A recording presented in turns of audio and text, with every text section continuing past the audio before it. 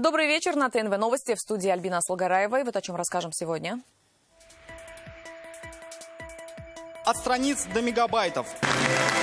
Татарстанский госархив празднует вековой юбилей. Как все это время он сначала хранил и приумножал уникальные документы, а после шагнул в цифру. Об этом Рамиль Шайдуллин. Новый отдел полиции и туристический центр. Товарищ президент, приветствуем вас в поселке 7 рук. Комендант Иван Игнатов. Что готовит туристам, Лаишевский район узнал Салават Мухаммадулян. Идти или скользить? Ну, я туда вот встала, и у меня нога сделала шпагат, поскользнулась. Сколько казанцев уже пострадало от гололедицы, расскажет Ленар Гинатуллин. День телевидения о будущем. Душа, эмоциональная составляющая. Вот это то, что нужно от телевидения. Сможет ли ведущих ТНВ заменить робот, узнавал Сергей Хайдаров. От ветхих страниц до цифровой революции Госархив Республики отмечает вековой юбилей. Сегодня с праздником всех хранителей летописей истории поздравил Рустам Минниханов. Госархив Республики занимает 4-е место среди регионов страны как по своему размеру, так и ценности. В нем хранятся уникальные документы XI века, царские грамоты, которые пережили войны и пожары. И все они уже оцифрованы. О том, насколько за 100 лет поменялось бумажное дело, Рамиль Шайдуллин. 1090-е годы. От первых моделей КАМАЗа до акта крестьянского землепользования, от визита Хрущева до заседания в Московском Кремле. Все, что связано с республикой, скрупулезно собрано в Госархиве. Здесь и эксклюзивные фото, и единственные в своем роде документы. Изатуллина Волжская – это первая татарская актриса. Я с ней встречалась. Людмила Горохова – ветеран службы, которая почти полвека своей жизни отдала работе в архиве. Вспоминает, как очищали и буквально отмывали найденные с коллегами бумаги, чтобы разобрать их содержимое. Помнит, как молодой Евтушенко работал у них, когда писал поэму «Казанский университет». Здания дали все церковные. Зав. Архивным отделом всегда говорил, что мы проходим церковно-подвальную эпоху. А какую температуру можно сдержать? 24. Постоянно. Спустя полвека все иначе. Сегодня президент республики и глава Росархива осмотрели новые здания. Его сдадут в конце этого года. Стеллажи будут вмещать еще до 500 тысяч документов.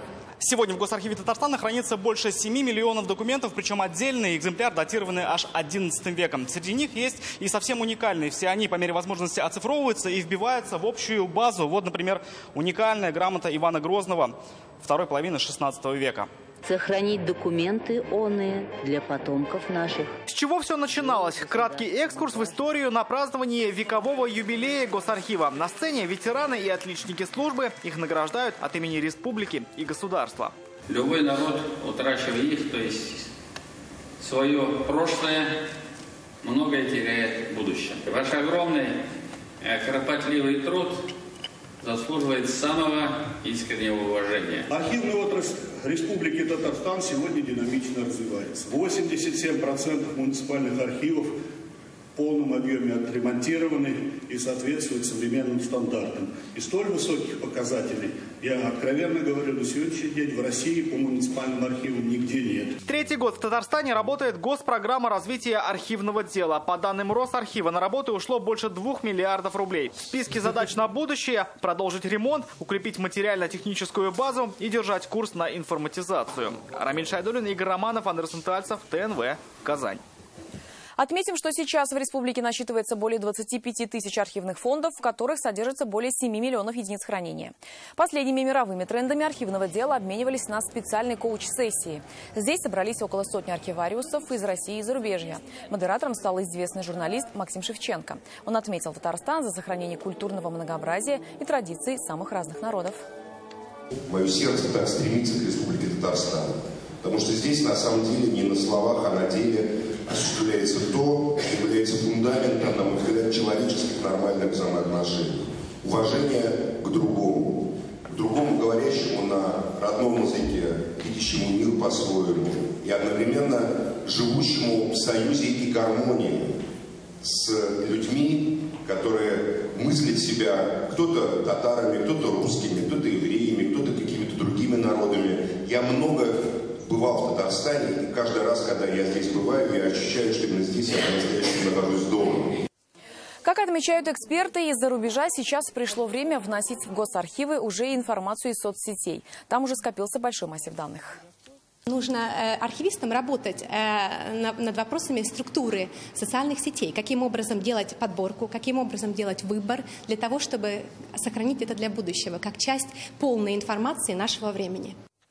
Обсудили новшества архивации документов, задали интересующие вопросы и поговорили о будущем профессии. Руководитель Росархива Андрей Артизов сегодня посетил музей этнографии КФУ. Встретился с проректором и студентами. Мы обладаем большим документом, огромным документальным богатством, которое вызывает очень большой интерес за границей, желающих узнать, получить доступ. Очень много. И все это должно делаться в соответствии с законом. К другим темам. Новый пункт полиции и будущие декорации фильма «Зулейха открывает глаза». Рустам Минниханов сегодня посетил Лаишевский район. Во время визита прозвучала идея создания туристического центра в поселении Семрук. Это съемочная площадка на побережье Камы. Что в Лаишево готовы предложить туристам? Салават Мухаммадуллин. Изолятор временного содержания со всеми допустимыми удобствами, общая система видеонаблюдения и новые рабочие кабинеты. Это Лаишевский отдел полиции. Здание отметит в следующем году 40-летие. На момент постройки оно было рассчитано всего на 50 сотрудников личного состава. Сейчас их втрое больше, и ремонт был необходим. Стоимость реконструкции 86 миллионов рублей. Я считаю, что Лаишевский район – это район особый, где находится наш международный аэропорт, где находится новый комплекс Экспо. Все это накладывает на вас особую ответственность. Вопросы безопасности, они были, есть и будут самыми главными. Сегодня мы фактически не просто вводим после ремонта отдел. Мы, коллеги, получили новое помещение, благоустроенное, надстроенное. И работы у местных полицейских в скором времени может стать еще больше. Товарищ президент, приветствуем вас в поселке Семрук. Комендант Иван Игнатов. Гостей встречает герой романа Гузаль Яхиной. Это историческое поселение Семрук. Съемочная площадка фильма «Зулейха открывает глаза». Комендатура, столовая, сельский клуб, лазарет. Все в стиле 30-х годов 20 века. А мне бы корочку-то, хлебушка, хоть чуть-чуть. Ничего, на парте у меня стоит. Дам я тебе немножко-то. Да, конечно, ничего не переживай. Ой, тяжело как. И все это в скором времени смогут увидеть все желающие. Сегодня здесь с президентом обсудили возможность открытия туристического центра на берегу Камы. Пожалуйста, здесь зрительские места. Когда люди будут смотреть фильм, находясь именно в этом месте, это будет, наверное, особая эмоция. То есть можно актеров каких-то ставить, они будут... Совершенно верно. Одновременно здесь планируют предложить туристическую рыбалку. Благо, спрос есть. Сегодня рабочий день, а на Каме ажиотаж. Согреться можно будет, например, в бане. Создатели декораций готовы передать их району после съемок. Они, кстати, еще не закончились. В Татарстане мы будем снимать в первой соборной мечеть, в поселок Маскара. Это Кукморский район. И будем снимать в Казани. Мы будем опять перекрывать Кремлевскую улицу. В подвалах Кремля там будет сцена тюрьмы. И будем снимать, собственно, вот в этой декорации. Съемки фильма планируется завершить к февралю 2019-го. А это значит, что, возможно, уже следующим летом все желающие смогут сюда приезжать. И это место станет туристическим центром, где можно будет посмотреть эпизоды фильма или просто отдохнуть на берегу Камы. Салават Мухаммадуллин, Рамзиль Гарипов, ТНВ, Лаишевский район. Сегодня в Москве стартовал 4-й национальный чемпионат по профессиональному мастерству «Обилимпикс». Уже завтра начнутся сами соревнования. В них примут участие около 1500 человек. Проводится он среди людей с ограниченными возможностями. Это уже чемпионы. Они победители региональных этапов конкурса. Напомним, Татарстан представит 33 участника в 24 компетенциях. Среди них кирпичная кладка, бухгалтерское дело, аудит, резьба по дереву и другие. Они создают роботов, приложения и сайты. Они просто сидят за компьютерами. Национальная сборная по IT-компетенциям готовится к WorldSkills 2019. В Казань приехали члены команды со всех регионов. С ними встретилась Вероника Гайнудинова. Модульные соединители соединяют по схеме. Дилетанту даже сложно понять, о чем речь, но только не Исламу Нигматуллину. Он занимается кабельными сетями, обеспечивает передачу информации. Свою работу знает отлично. Только что вернулся с победой на Asia Skills из Китая. Самое сложное – это укладка кабеля, например. Тут различное количество кабелей дается по заданию. И его надо прям красиво уложить, после этого терминировать и после этого всю схему собрать и протестировать. Разгоняем их на скорость, выводим определенную. Они должны не просто правильно делать, но еще и быстро, качественно. Кабель в этой компетенции – главный инструмент. Его нужно не просто правильно подобрать, разрезать, но и соединить один цвет с другим, иначе система не будет работать. А тут уже главный робот. Его нужно правильно сконструировать, чтобы, например, смог перенести товар в магазине с одного стеллажа на другой. Важна фантазия участника. Она пригодится на соревнованиях. Все задания там секретные. К одному заданию готовились. Приезжаем, а оно абсолютно другое. И уже на месте из конструктора, который есть, собираем другую конструкцию. И уже на нем, на этом роботе оттачиваем новое задание. Тренировки всех IT-компетенций, а их 9, проходят каждый день. Ведь впереди главный чемпионат WorldSkills 2019 в Казани. Дома, а значит подводить нельзя и бороться только за победу. Вероника Ганудинова, Андрей Сентальцев, ТНВ, Казань. На республику в ближайшие дни может обрушиться снежный шторм из Сибири, об этом сообщают синоптики. Мощный циклон принесет снег и сильный ветер порывами до 20 метров в секунду. В большинстве районов республики метель. Трехдневные снегопады прогнозируют и во всем Приволжском округе. На дорогах гололедица, местами снежные заносы.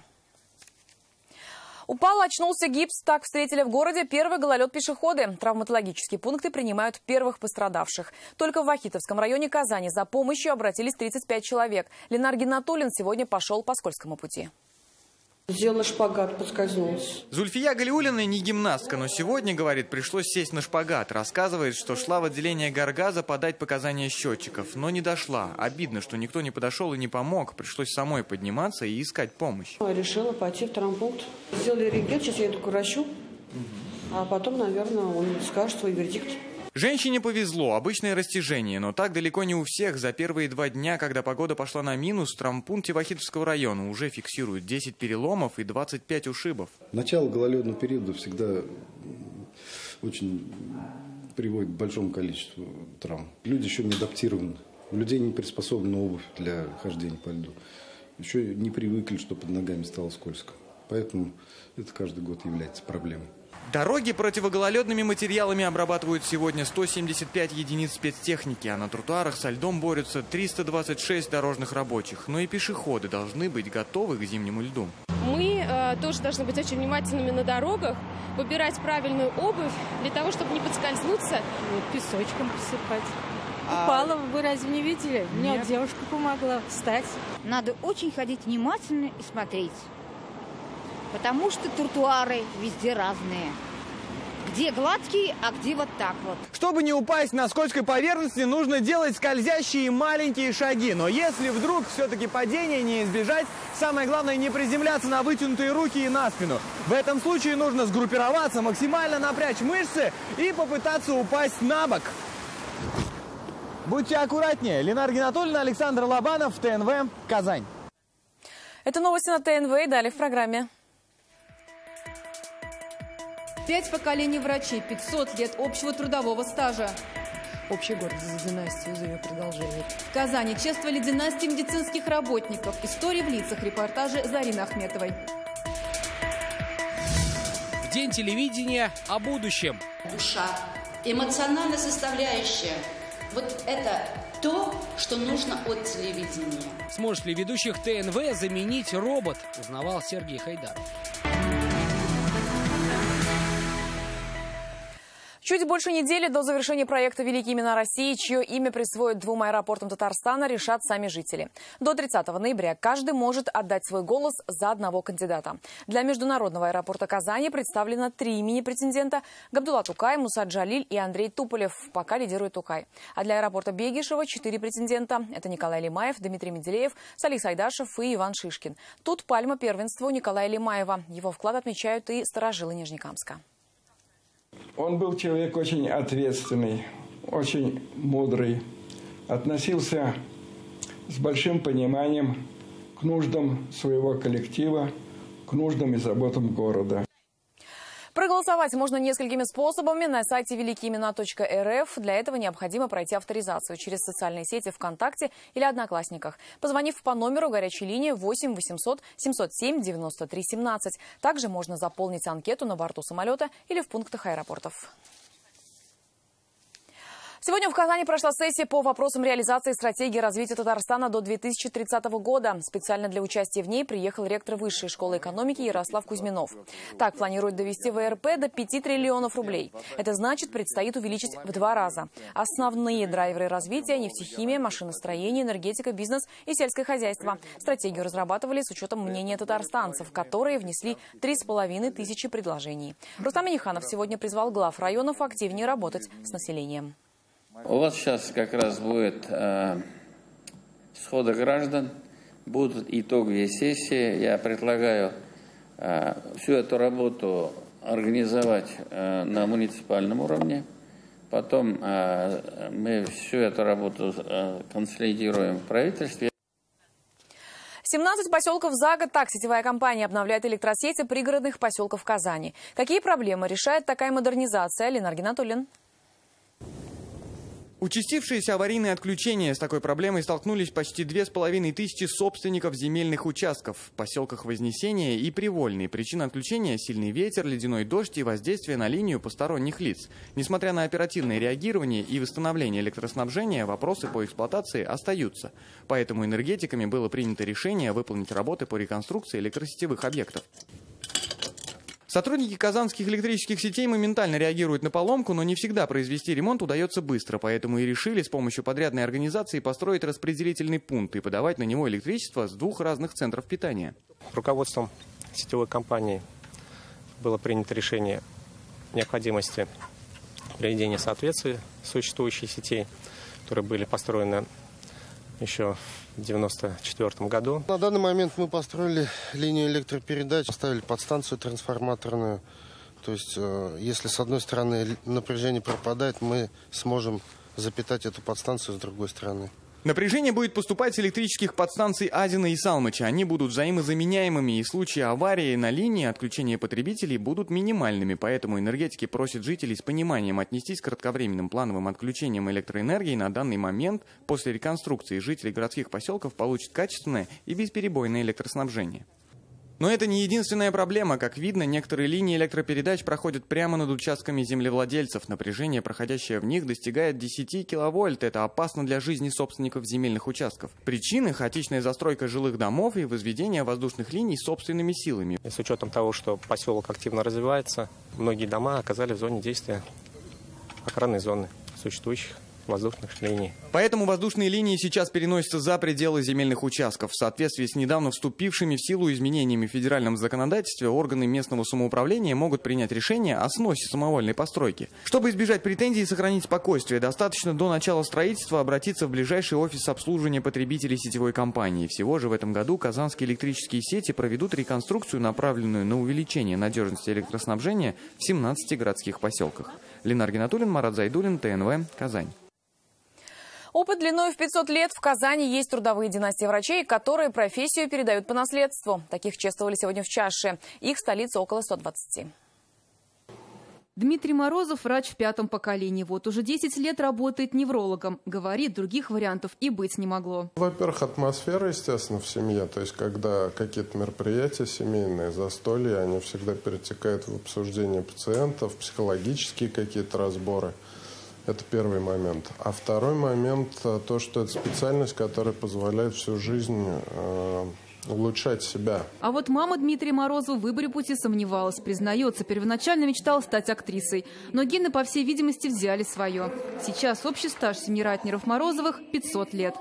Общая гордость за династию, за ее продолжение. И, конечно, у меня сейчас ощущение, что внук, которому 4 года, но смешно об этом думать, но где-то кажется, что он тоже должен стать врачом.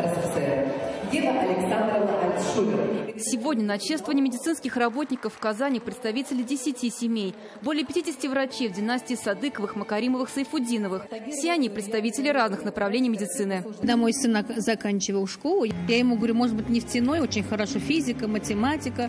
Он мне говорит, нет, я в медицинский пойду, потому что, рос среди медиков, знает эту профессию, поэтому все-таки у него сомнений не было. Всего в Казани более 120 династий медицинских работников. Для них профессия врача уже не призвание, а наследство. Пример медицинских династий, наверное, для всех может быть такой школой, где есть возможность организовать и наставничество, и подсказать своим детям, чтобы они выбирали эту профессию врача. Династия медицинских работников в Казани чествует в 3-й раз. В планах сделать его традиционным не только в столице, но и в республике. Зарина Ахметова, Данил Филатов, ТНВ «Казань». Телевидение в интернете, дополненная виртуальная реальность в программах и робот вместо ведущего новостей. Сегодня Всемирный день телевидения. Каким будет телевизионное вещание в будущем и что нужно современному зрителю? Ответы на эти вопросы за круглым столом искали представители медиасферы республики в КФУ. Чем робот-ведущий будет уступать человеку и готов ли ТНВ взять такую машину на работу? Сергей Хайдаров. В прямом эфире ТНВ новости Татарстана. В студии Алексей Калиничев. Добрый вечер. Hello, everyone. I'm an English artificial intelligence anchor. Двое ведущих. Найдите отличия. Он также прекрасно выглядит, уверенно держится в кадре и отлично говорит. Сложно поверить, но второй ведущий новостей из Китая — робот. Его презентация вызвала настоящий фурор во всем телевизионном мире. Обсуждая новинку, татарстанские журналисты разделились на два лагеря. Одни видят в роботе прорыв, другие не видят души. Какие бы технологии не были, какие бы роботы не были, понимаете, а вот душа, эмоциональная составляющая, вот это то, что нужно от телевидения. Ведущих ТНВ не заменит робот в ближайшем будущем, это точно. Даже если ТВ находится на стыке нескольких поколений. Одни привыкли к классике, молодежь требует шоу. Я не знаю, пусть у нас Элвин Грей ведет эту программу, пусть мы ему положим зарплату в 200 чего-то там, но он будет, по крайней мере, вся его армия болельщиков, фанатов будет приходить и смотреть.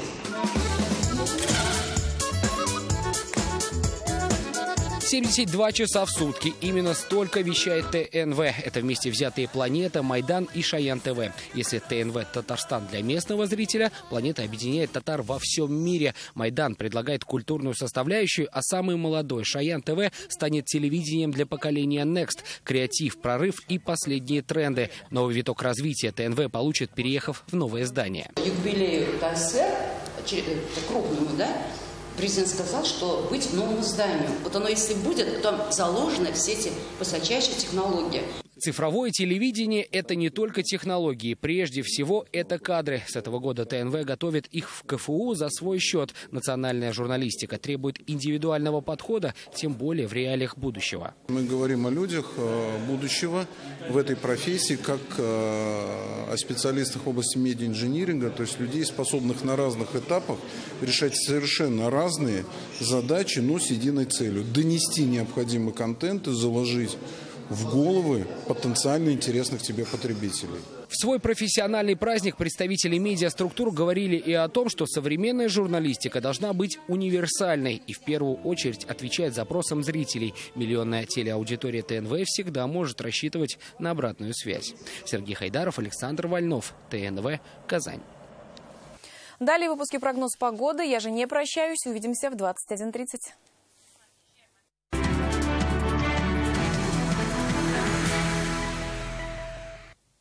Добрый вечер. Время новостей спорт на ТНВ, в студии Алмаз Гафиятов. Хоккеисты «Нефтехимика» обыграли в гостях лидера чемпионата КХЛ. Матч в Екатеринбурге завершился уверенной победой нижнекамцев 6-2.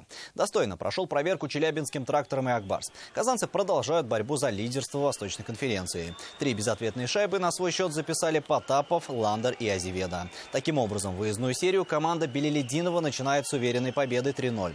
После 30 матчей в активе «Акбарса» стало 43 очка. Третье место на Востоке. В следующем туре завтра казанцы сыграют в Магнитогорске с «Металлургом». Мы старались сыграть, так сказать, аккуратно, может быть, где-то чрезмерно. Затем вошли в игру, так сказать, уже нашли определенные изъяны и работали так, как надо. Сегодня в Казань вернулся триумфатор международных соревнований по ушу. На железнодорожном вокзале встретили Ильяса Хуснутдинова. Татарстанец выиграл золото и бронзу на Кубке мира по ушу Таулу. С 15 по 18 ноября в городе Янгон, Мьянма, прошел второй Кубок мира по этому виду спорта. Республику в составе сборной команды России представил Ильяс Хуснутдинов. По итогам соревнований он завоевал золотую медаль в виде программы Гуньшу и бронзовую награду в виде программы Даошу среди мужчин. Всего в копилке сборной России оказалось 4 медали. Еще 2 серебра команде принесла Сандра Константинова. Просто посчастливилось стать третьим, хотя там вообще даже не надеялся вообще ни на какое место. Может, даже она и важнее, чем золото. Ну, сложнее была медаль. На базе спортивного комплекса КАИ «Олимп» прошла 4-я спартакиада авиационных вузов России, в которой приняли участие 6 крупных университетов страны. На протяжении 3 дней они соревновались по 5 видам спорта – волейбол, баскетбол, мини-футбол, шахматы и настольный теннис. Хозяева оставили главный титул победителя у себя. Казанский национальный исследовательский технический университет имени Туполева стал первым. Лучшим игроком спартакиады авиавузов стал баскетболист команды КНИТУ КАИ Богдан Самойленко, который в финальном матче набрал 39 очков. Второе место заняли Московский авиационный институт, на 3-й строчке представители Самарского университета. И это все новости спорта к данной минуте. Будьте здоровы и занимайтесь спортом. До свидания.